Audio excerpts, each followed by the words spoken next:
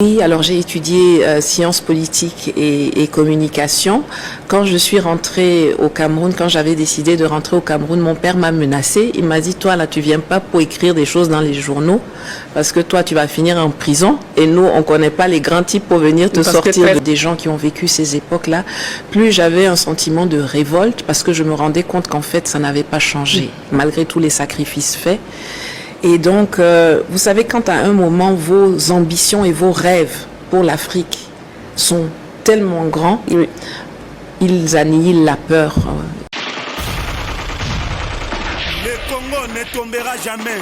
Bonjour, c'est pour moi un réel plaisir d'être là devant vous pour vous informer. Et comme on dit toujours, KTG News Monde est là pour réveiller la conscience des peuples africains. Alors aujourd'hui, nous allons parler du séjour de Maman Nathalie Yab. Vous connaissez très bien Maman Nathalie Yab. Elle est comme ça, panafricaniste, une femme qui défend l'Afrique sans pour autant avoir peur, sans pour autant avoir crainte. Elle parle de l'Afrique et elle dénonce également. Alors lors de son interview, elle a parlé de son combat qu'elle est en train de mener pour sauver l'Afrique afin que l'Afrique soit libre et debout. Elle a accusé même les Occidentaux parce que les Occidentaux dérangent les peuples africains et voilà pourquoi nous avons perdu beaucoup d'héros en Afrique à cause des Occidentaux. Regardez cette émission et on se retrouve tout juste après. Bonsoir Nathalie. Bienvenue. Merci. J'espère que le séjour se passe bien. Il se passe très bien. Je suis toujours très contente d'être de retour à la maison. Alors, super.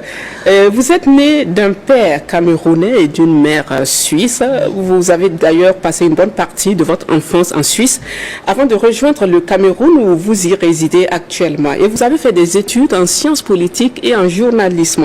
Est-ce un choix délibéré ou un concours de circonstances? Un peu des deux, je dirais. Alors, effectivement, je suis née en Suisse. À l'âge de 8 ans, on est allé s'installer au Cameroun. Et j'ai vécu au Cameroun jusqu'à mon bac, jusqu'à mes 17 ans et demi. Et c'est vrai que quand je quittais le Cameroun, j'avais obtenu une bourse de l'État camerounais pour aller étudier. Je voulais faire traduction, enfin interprétariat en réalité. J'allais pour passer le concours de l'école d'interprétariat de Genève. J'avais choisi ça parce que je me disais que je serais au courant de tous les secrets qui se passent, toutes les choses qui se disent et qui ne laissent pas de traces. Que si j'arrivais à infiltrer le système, je serais au courant de choses qu'on ne lit pas dans nos livres d'école, qu'on n'apprend pas dans nos programmes scolaires.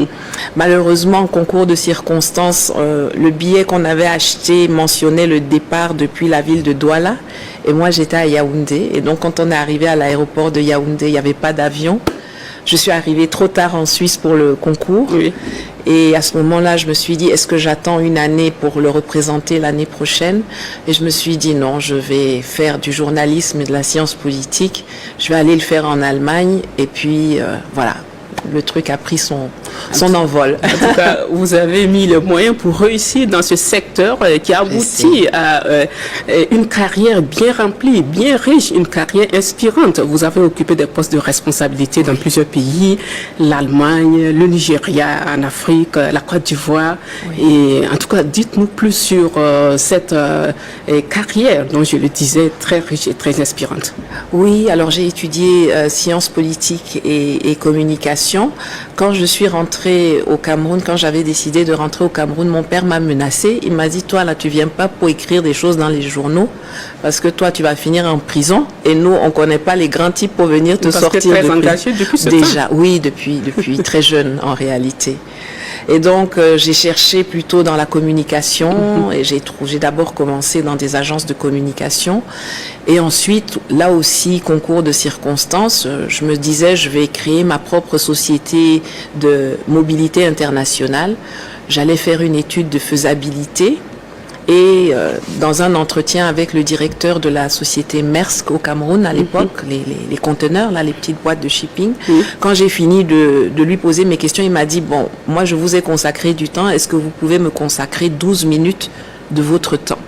Je me suis dit, celui-là, il est bizarre, hein, 12 minutes, pourquoi? En fait, c'était pour me faire passer un test de logique et un test psychométrique.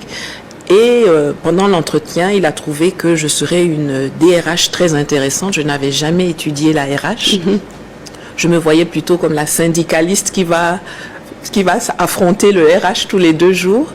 Mais je me suis dit, c'est un challenge, je vais essayer. J'ai accepté et puis j'ai embrassé une carrière effectivement assez impressionnante au niveau des RH, d'abord chez Maersk, au Cameroun, en Guinée équatoriale, puis au Nigeria et après chez MTN en Afrique de l'Ouest et sur toute la région. Donc aujourd'hui, si on parle de vous, on va dire que vous êtes journaliste, communicatrice et gestionnaire des ressources humaines. Oui, tout à fait. De carrière, en fait, j'ai beaucoup plus travaillé dans les RH que dans la com, jusqu'à ce que je décide en 2015 d'entrer dans le combat de changement des mentalités africaines à plein temps.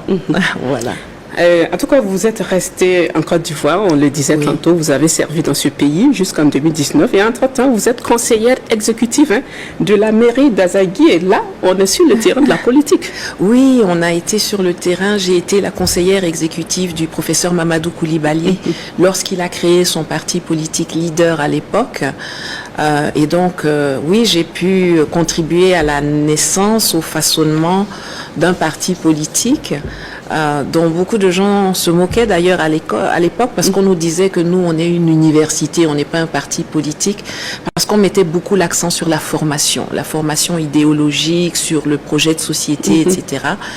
Et ensuite, le professeur est allé à la conquête de la mairie d'Azagui et effectivement, il a réussi à la gagner malgré toutes les embûches du système pour l'en empêcher. Et donc, j'ai continué de le conseiller aussi dans cette fonction jusqu'à ce que je sois expulsée de Côte d'Ivoire. Mais justement, qu'est-ce qui s'est passé pour que vous soyez expulsée de ce pays? Il y a eu ce divorce avec les autorités de la Côte d'Ivoire. Et une situation qui vous a conduit, en tout cas, à quitter Bilim et Manu Militaro, le pays. Oui. Bon, avec le strict minimum, je précise. Tout à fait. J'avais rien sur moi. J'avais juste mon sac et mes habits. Quelles sont les raisons qui ont favorisé cette prise de position drastique? Je pense, bon, d'abord, j'ai jamais été vraiment en odeur de sainteté avec les autorités de Côte d'Ivoire, mais je crois que le déclenchement de cette radicalité, de cette outrance même dans l'action, est venu de mon passage au sommet Russie-Afrique de 2019, où j'avais été conviée à prendre la parole dans un panel, et j'ai dit quelque chose là-bas que je répète d'ailleurs depuis très longtemps. Je le répétais déjà quand j'étais en Côte d'Ivoire ou quand j'étais au Cameroun, mais je pense que le fait que ça se passe dans ce contexte-là avec les chefs d'État sur la scène internationale, ça n'a pas plu à tout le monde, notamment ni à Emmanuel Macron ni à Alassane Ouattara. Et donc, ils ont décidé de me faire partir de Côte d'Ivoire, ce qui était aussi, je pense, une façon d'essayer d'affaiblir le parti politique auquel j'appartenais et ce que je faisais sur le terrain. Et votre participation à cette rencontre de Russie vous a valu le surnom de la femme de Sochi, c'est ça? C'est ça, en fait. Jusque-là, j'étais plutôt la personne qui était dans l'ombre et c'est le professeur Koulibaly qu'on connaissait. Et quand on est revenu de Sochi, alors c'est vrai qu'à Sochi, c'est à moi qu'on a demandé de parler. Et parce que ça faisait longtemps, il y a beaucoup de gens qui pensent que je suis née politiquement à Sochi, mais ça fait très très longtemps que je porte ce combat. Et donc c'est en cette qualité de combattante reconnue qu'on m'avait invitée à parler. Et quand on est rentré en Côte d'Ivoire, les gens me regardaient comme ça. C'est vous la dame de Sochi? Et ça m'est resté, voilà. Dans votre biographie, Nathalie Yam, il y a ce point qui retient également notre attention. Porte-parole de l'ancien président ghanéen Raoul Lynx, est-ce que ce lien avec vous a un rapport dans ce combat que vous menez pour la libération de l'Afrique? On sait que ce président a longtemps porté ce combat. Ah, tout à fait. Je pense que c'est même ce qui nous a unis. Il disait toujours... je vais faire ta campagne, il faut que tu sois candidate. J'ai dit, changeons d'abord les choses en Côte d'Ivoire et puis après on va voir pour moi. On a été unis et on s'est trouvés sur ce combat-là qu'il menait lui depuis très longtemps. Il incarne le changement réussi que je souhaite au Burkina, au pays de l'AES et à tous les pays africains. C'est-à-dire qu'il a réussi à prendre en main un pays et à faire changer les mentalités sur le long terme. Il l'a fait d'abord sans élection et ensuite, une fois que la taille critique du changement de mentalité était atteinte, il est passé à des élections, il a transmis le pouvoir, enfin il a il a transmis le pouvoir à quelqu'un qui n'était même pas de son parti politique. Et depuis 1992 jusqu'à aujourd'hui, ces textes qui ont été écrits sous sa houlette, c'est son fondement qui a maintenu la paix et la stabilité au Ghana. J'ai eu beaucoup de chance de pouvoir côtoyer ce héros pour moi, d'apprendre à ses côtés et de pouvoir aussi, comme il le disait parfois, l'inspirer dans ce qu'il voyait la suite du combat être incarné par moi et certains de mes camarades. En tout cas, si vous me le permettez, je vais dire que vous êtes devenue une panafricaniste, hors pair, bien adulée par la jeunesse africaine, mais craint par d'autres puissances, à d'autres niveaux. Alors, pourquoi est-ce que vous avez emprunté ce chemin-là de défendre la cause de l'Afrique? Vous parlez sans filtre, sans masque, on dirait même sans peur. Je pense que c'est l'Afrique qui m'a choisi. Je pense qu'on a des missions comme ça qu'on trouve. Certains d'entre nous la trouvent de leur vivant, d'autres pas. Mais j'ai toujours eu ça ancré en moi. Déjà depuis l'école, je suis quelqu'un qui est très sensible à l'injustice sociale, les choses comme ça. Je viens d'origine assez modeste et j'ai pu observer certaines choses. Et puis quand j'étais au lycée, je me rendais compte que ce que j'apprenais, j'étais beaucoup plus littéraire, histoire, géo que mathématiques. Oui, mais quand je me regardais les cours d'histoire, de géographie, ce qu'on apprenait, c'était pas nécessairement ce que mes gens me racontaient à la maison ou dans le village. Et j'essayais de trouver pourquoi eux ils racontent quelque chose que nous on n'apprend pas. C'est comme s'il y avait du maquillage quelque part. Oui, il y avait un truc pas clair à l'époque. Et donc je commençais à fouiller, je lisais beaucoup. Et plus j'apprenais, surtout de la transmission orale par les témoignages des gens qui ont vécu ces époques-là, plus j'avais un sentiment de révolte parce que je me rendais compte qu'en fait, ça n'avait pas changé, malgré tous les sacrifices faits. Et donc, vous savez, quand à un moment, vos ambitions et vos rêves pour l'Afrique sont tellement grands, ils annihilent la peur.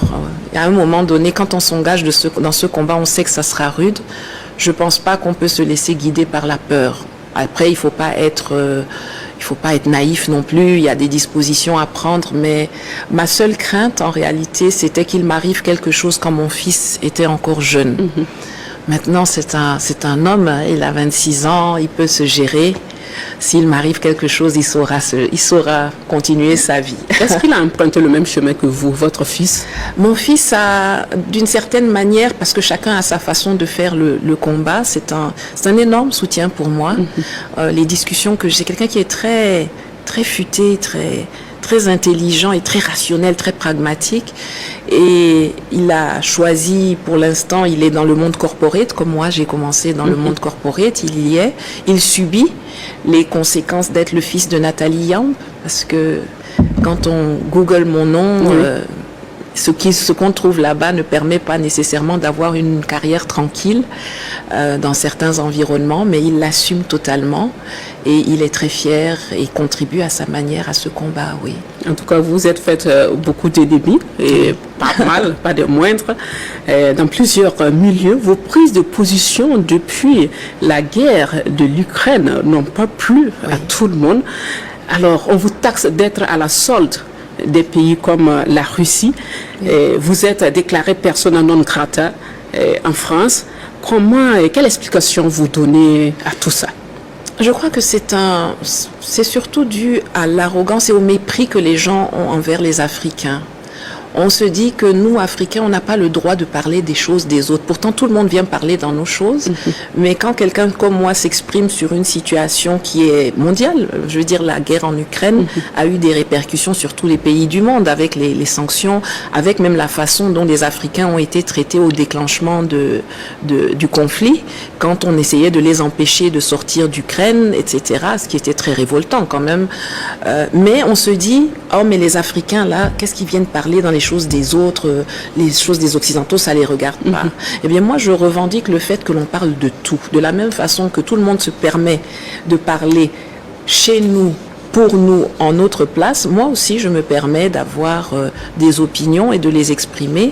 Alors effectivement, à l'époque où la guerre a commencé, j'étais encore principalement en Occident, Oui. en Suisse, et donc c'était pas le fait de rappeler la vérité historique était vu comme quelque chose, oui mais tu soutiens la Russie, mais non, mais je soutiens l'histoire. L'histoire nous apprend des choses, les faits nous apprennent des choses. Maintenant, si vous essayez de les tourner, alors on dit, oui, mais elle a le même narratif que les Russes, mais j'ai le même narratif que tous ceux qui ont appris l'histoire. On nous a appris que c'est l'Union soviétique qui a gagné les guerres. Oui. C'est eux qui ont eu 27 millions de morts pendant ce truc-là. Et subitement, en 2022, on doit dire que non, mais c'est pas le cas. Bon, moi, je suis pas comme ça. Vous vous exprimez sans filtre, sans ambiguïté. Oui. Vous tirez à boulet rouge sur l'impérialisme, un narratif qui parle aux Africains. Alors, vous défendez dans vos combats la cause de l'Afrique, la souveraineté. Est-ce qu'aujourd'hui, vous percevez des signes qui tendent à indiquer que le bout du tunnel est proche? En tout cas, je pense qu'on est dans le tunnel et qu'on avance. Et c'est la seule chose qu'on peut faire. On ne peut pas reculer. Et effectivement, je trouve que je suis bénie de pouvoir observer comment le combat prend de l'ampleur et qu'il y ait des gens, notamment ici au Burkina, au Mali et au Niger à côté, qui ont pris leurs responsabilités et qui concrétisent ce que nous prêchons depuis plus d'une vingtaine d'années. Aujourd'hui, on se rend compte que les consciences s'éveillent grâce à Internet, grâce à la télévision. Ici, les messages se diffusent. Les gens commencent à construire un esprit critique. Et le fait d'avoir en responsabilité des gens qui sont patriotes et qui posent des mesures, qui sont en train de couper une à une les chaînes, les chaînes invisibles, qui nous retiennent dans un giron spoliateur. Pour moi, c'est une bénédiction. Je savais que je voulais apporter ma petite pierre au combat. Je ne savais pas que j'aurais la grâce de pouvoir être témoin et un peu partie prenante de ce changement colossal, il faut le dire. Même si certains pensent que ça ne va pas vite, mais c'est colossal. Ce qui est en train de se faire depuis 2-3 ans, c'est majeur. Donc on a affaire à une jeunesse de plus en plus consciente des enjeux et des défis à relever. Mais en face, il y a l'autre côté. Est-ce que vous pensez qu'il y a des signes de crainte, de peur et que demain les choses vont changer en leur défaveur? Si nos adversaires en face étaient un peu plus futés, ils comprendraient que l'époque a changé. Eux, ils n'ont pas changé, mais les Africains ont changé et sont en phase de changement. Et qu'il faut donc maintenant cesser de nous voir comme leur possession et nous regarder comme d'éventuels partenaires qu'on respecte. On demande le respect de nos personnes en tant qu'humains, le respect de nos intérêts. Vous venez chez nous prendre nos ressources. Vous avez besoin de nos ressources. C'est très bien. Nous aussi, on a besoin de nos ressources. Vous prenez nos ressources pour aller développer nos pays. Nous disons, nous voulons garder d'abord nos ressources pour nous développer puisqu'il y a un gap entre vous et nous. Mais pour eux, c'est quelque chose de... Je pense que c'est le mépris, le racisme, l'arrogance qui fait ça. Ils n'ont pas de problème à aller négocier des tarifs, de payer les mêmes marchandises qu'ils viennent prendre chez nous. Au Kazakhstan, par exemple, quand le Niger a fermé l'uranium, Orano, et a arrêté de les livrer, ils sont allés au Kazakhstan et là-bas, ils payent l'uranium au prix du marché. Il ne leur est pas venu à l'esprit de dire, OK, j'ai exploité le truc au Niger depuis 30-40 ans. J'ai volé, j'ai pillé, j'ai pris à moindre coût. Je comprends que c'est fini maintenant. C'est avec eux que je vais discuter et je vais leur acheter donc dorénavant l'uranium au prix du marché. Ils ne l'envisagent pas parce que pour eux, c'est leur uranium. Et tout leur modèle de prospérité, de croissance est basé sur deux choses. La gratuité de nos ressources et la non-mise en concurrence sur nos marchés. Dès lors qu'on introduit ne serait-ce qu'un peu de concurrence, tout s'écroule pour eux et ça devient compliqué. Les Anglais ont été un peu plus futés. À un moment donné, ils ont compris que leurs anciennes colonies ne pouvaient plus rester colonies ad vitam aeternam mais devaient devenir des marchés, des clients, des partenaires. Et donc, eux ont mieux géré cette transition. Les Français, pour eux, sont encore chez eux, chez nous. On a longtemps dit, et on continue de le dire, que l'impérialisme use de stratagèmes pour continuer à piller nos États, pour maintenir ces États-là dans la dépendance. Est-ce que vous ne pensez pas qu'ils vont revenir avec d'autres stratégies, d'autres moyens voilés, pour justement continuer leur basse besogne? En fait, c'est toujours le même mode opératoire qu'ils ont. Ils le déroulent et ils l'ont déroulé à chacune des étapes. Quand il y a eu la première revendication post-colonie où les gens se disaient il faut qu'on se libère et on veut retrouver notre dignité, les gens ont demandé l'indépendance à l'époque. On demandait l'indépendance. Ils nous ont donné une indépendance factice et surtout ils ont créé des indépendantistes qui étaient compatibles avec la pérennisation du système. Alors, il y avait les indépendantistes purs et durs. Ceux-là, on les a attaqués, éliminés, décimés. Et puis, il y avait des indépendantistes faits maison qu'on a mis là pour diluer un peu le concept de l'indépendance. Et c'est ce qu'ils font à chaque fois. Ils l'ont répété 30 ans plus tard avec la démocratisation, la démocratie, après Mitterrand à la Baule.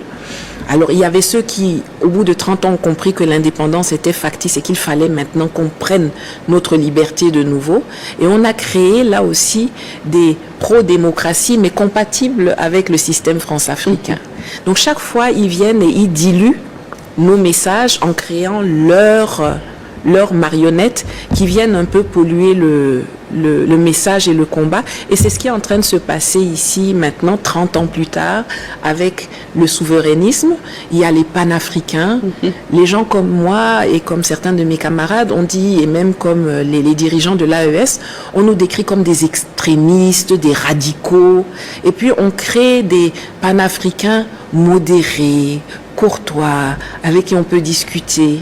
Mais c'est la courtoisie qui nous a amenés jusqu'ici. Aujourd'hui, je pense que le fait de leur parler d'égal à égal, ça les déstabilise, mais leur méthodologie est toujours la même. Le disque est rayé. Oui, le disque est rayé et puis ils infiltrent. Et ils ont aussi une arme qu'ils utilisent toujours qui est très dangereuse, c'est de monter les communautés les unes contre les autres, diviser pour régner. Parce qu'ils savent très bien que notre unité, c'est notre force et on sera imbattable. Donc ils utilisent la protection des minorités, un concept farfelu qui leur permet d'imposer des sanctions, de menacer, etc.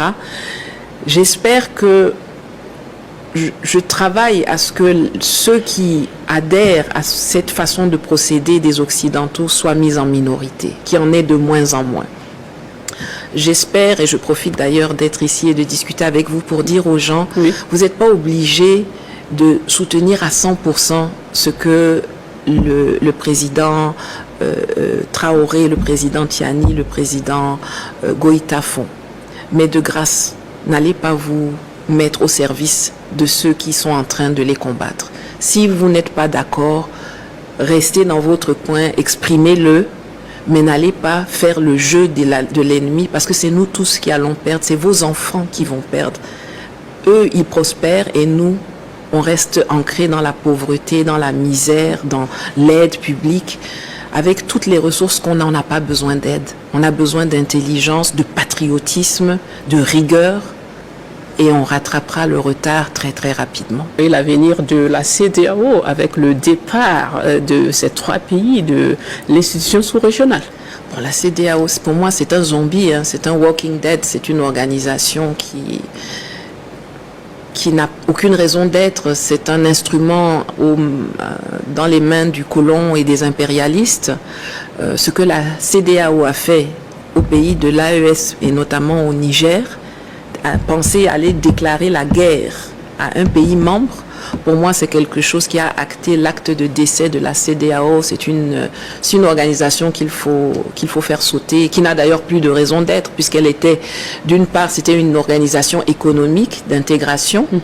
Elle s'est transformée en organisation politique et militaire de sanctions et de répression. Elle a failli sur toute la ligne. Pour moi, c'est un cadavre qui continue de marcher encore, mais qui va tomber dans quelques temps. On entend cependant des bribes d'informations qui font état de futures négociations pour ramener les pays de l'AES vers la CEDEAO. Le divorce est consommé parce que les principes, la vision, les objectifs, les moyens sont totalement différents. Eux, ils sont là pour servir ceux qui les financent, et l'AES est là pour servir les peuples. On ne peut pas...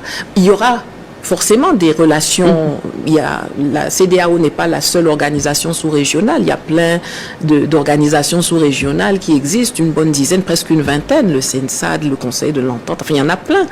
L'AES va interagir avec toutes ces organisations. Elle peut interagir avec la CEDEAO. Les pays qui composent l'AES peuvent avoir des relations bilatérales avec les pays qui sont membres de la CEDEAO, mais un retour de l'AES au sein de la CEDEAO, ils se blaguent eux-mêmes. En tout cas, les 3 pays de l'AES ont adopté une posture qui dérange. Et les coups ont commencé depuis belle lurette. Oui. Et le dernier coup en date, c'est celui du militaire américain Langley qui a taxé les autorités burkinabées d'utiliser les ressources minières du pays à d'autres fins. Comment est-ce que vous avez apprécié sa déclaration? Bon, déjà, lui quoi dedans? Lui quoi dans cette affaire? Il n'est pas burkinabé, il n'est pas africain. Si le président du Burkina fait usage des ressources pour des fins qui semblent stratégiques pour eux, lui quoi dedans? Ça montre... en fait, ce qu'ils ont essayé de faire ici, c'est de justifier une intervention future. Alors on pouvait en sourire, mais en même temps, c'est toujours comme ça qu'ils commencent. Et puis après, on a des déstabilisations, des assassinats, des choses qui arrivent. Ils nous ont expliqué qu'il y avait des armes de destruction massive en Irak. Et puis, un coup, on a retrouvé Saddam Hussein à l'état cadavre. Et quand ils parlent comme ça, c'est généralement, ils sont en train de préparer quelque chose. Il y a eu ce qui s'est passé avec Mohamed Kadhafi. Oui, tout à fait. Je vous dis, ils sont pas très créatifs dans leur façon de fonctionner. Ils utilisent toujours les mêmes scénarios. Moi, par contre, j'ai quand même trouvé quelque chose d'intéressant dans ce qu'il a dit. Il a quand même réussi à unir le monde et à ériger le capitaine Traoré en rockstar mondial. Il a les afro-descendants, des gens d'autres origines. On a eu des manifestations mondiales. Le soutien, il a mis le Burkina Faso sur la carte du monde. Il y a des gens qui n'arrivaient même pas à prononcer le nom de Burkina Faso, mais qui se sont engagés dedans. Donc je dirais que c'est un boomerang. Il a lancé quelque chose, ça lui est revenu en pleine figure. Et il a réussi à mobiliser tout le monde. Et ce qu'il a dit et la réaction des peuples a, je crois, établi très clairement que vous avez pu tuer et faire tuer Thomas Sankara. Mais si vous touchez à un poil d'un de nos patrons ici, de notre président ici, vous aurez des conséquences ici chez nous et chez vous là-bas. Il y aura des conséquences. On ne va pas attendre qu'une organisation sanctionne. On va se gérer one-to-one dans nos pays et même chez vous là-bas en Europe. Est-ce que justement vous avez vu venir cette mobilisation à travers le monde pour soutenir le capitaine Ibrahim Traoré à la suite de la sortie de Langley? Voilà, il y a eu des manifestations sur place au Burkina, c'était un monstre, c'était énorme. Il y a eu dans plusieurs autres pays à travers le continent. Est-ce que vous avez vu les choses venir à ce niveau? Alors au Burkina, ça ne m'a pas étonné. Au Burkina et dans l'AES. Mais le fait que ce soit partout, je dois avouer que j'ai été surprise et ravie. Parce que je me suis dit, ok, ça ne va plus se passer comme avant. Cette fois-ci, ça sera beaucoup. Et le message est bien passé chez eux, je pense. J'espère qu'ils ont compris. Mais ça prouve que le Burkina et les pays frères portent le bon combat. Les gens se reconnaissent dans le combat qui est porté, dans la justice, dans la réparation de l'injustice qui est en train d'être mise en œuvre. Eux, ils disent au Sénat que le chef de l'État vole l'or pour se garder, et vous avez la population qui sort de partout pour soutenir le prétendu voleur. Ça, même ceux qui regardent depuis la marge en spectateur se sont interrogés en se disant, mais on dirait que ce qu'ils disent là-bas au Sénat, aux États-Unis, là, on dirait c'est pas ça qui est la vraie chose. Donc c'était une très très belle action et j'espère qu'elle sera dans la durée. C'est-à-dire que c'est une mobilisation, un engouement qui n'est pas juste une trend, mais qui reflète la compréhension profonde des enjeux de ce qui est en cours ici dans cette région. On a déjà évoqué la question de l'intégration africaine avec la création de l'AES. Est-ce que la Confédération donne espoir que cette intégration va s'agrandir pour toucher d'autres pays africains dans l'avenir? Je pense que ce serait idéal. Je pense qu'elle doit d'abord, cependant, évoluer de confédération à fédération même au sein de ce triptyque actuel. Parce que ceux qui sont là aujourd'hui partagent une vision, des valeurs, une histoire et même les défis. Le terrorisme. J'ai entendu que le Togo, le ministre des Affaires étrangères du Togo avait évoqué la possibilité que le Togo rejoigne l'AES. Bon, mais il faut d'abord consolider le triptyque qui est là, en faire une fédération. Les peuples se considèrent déjà comme un peuple, mais il y a encore des choses à ajuster au plan économique, au plan politique, etc. Et une fois que il y aura cette fédération et que ce sera solidement ancré, alors on pourra, je pense, s'ouvrir et regarder qui partage ces valeurs, qui a cette vision, qui a cette façon d'interagir sur le plan international, cette façon décomplexée, assumée d'interagir. Et là où il y aura des profils qui matchent, ben, pourquoi pas. L'essentiel, c'est qu'on devienne un continent. Ensemble, on est imbattable en tant que continent. Même en tant qu'AES, simplement les 3 pays, si on arrive à gérer la question du terrorisme, qui est sponsorisé toujours par les mêmes, si on arrive à les défaire ou tout au moins à réduire significativement leur impact, l'AES va être un des piliers énergétiques, économiques de l'Afrique. Les pays du Sahel ne seront plus des pays de transition pour les jeunes pour aller se chercher à l'étranger, mais ça va être la destination finale de tous ceux qui aspirent au bien-être et à la prospérité. En tout cas, le plus grand défi de ces pays de l'AES, c'est la lutte contre le terrorisme, l'insécurité. Comment justement vous appréciez ce phénomène qui perdure sur nos territoires et qui continue de décimer et de faire mal à la population? Ben c'est une arme de guerre. Je veux dire, les terroristes sont financés par les puissances extérieures. Quand vous voyez le matériel dont ils disposent, quand vous voyez les armes dont ils disposent, les moyens dont ils disposent, la façon dont ils sont même protégés par des États, physiquement protégés, vous comprenez que vous êtes en guerre. Et je pense que c'est ce que les populations doivent vraiment intégrer. On est en guerre. C'est pas comme si non, le terrorisme c'est loin, c'est là. Je pense que depuis l'arrivée des 3 responsables au sein de l'AES, il y a eu des avancées significatives. Je crois que le fait de déclarer l'AES théâtre confédéral des opérations va nous faciliter certaines réponses, que la création d'une armée confédérale et peut-être le recrutement de soldats va nous permettre d'accroître la pression pour vraiment les chasser, les bouter hors de nos frontières. Mais je pense qu'il y a aussi la nécessité de communiquer sur ce qui se passe, parce que ceux d'en face sont très forts dans la désinformation, les fake news, etc. Et ça aussi, ça déstabilise les populations, ça inquiète, ça propage la peur. Et je pense qu'en termes de communication de guerre, il y a des choses à faire pour améliorer, des choses à améliorer sur ce terrain-là, qui vont permettre non seulement de désamorcer les narratifs, mais aussi de calmer un peu les populations par rapport à ce qui se dit. Est-ce que vous avez une proposition concrète à nous faire à ce niveau précisément? Non, je pense que les responsables, les chefs d'État doivent admettre que la communication, c'est une arme de guerre. Et donc, elle a besoin de moyens. On met les moyens dans les armes physiques, dans l'acquisition de drones, de missiles, etc. C'est essentiel, mais il est essentiel aussi de dégager des moyens significatifs pour permettre à la communication d'être l'instrument d'attaque et de défense qu'elle est. Les autres ne se gênent pas, ils mettent des millions d'euros, ils vont chercher des ambassadeurs, des généraux, ils phagocytent les réseaux sociaux, ils nous censurent sur des réseaux sociaux.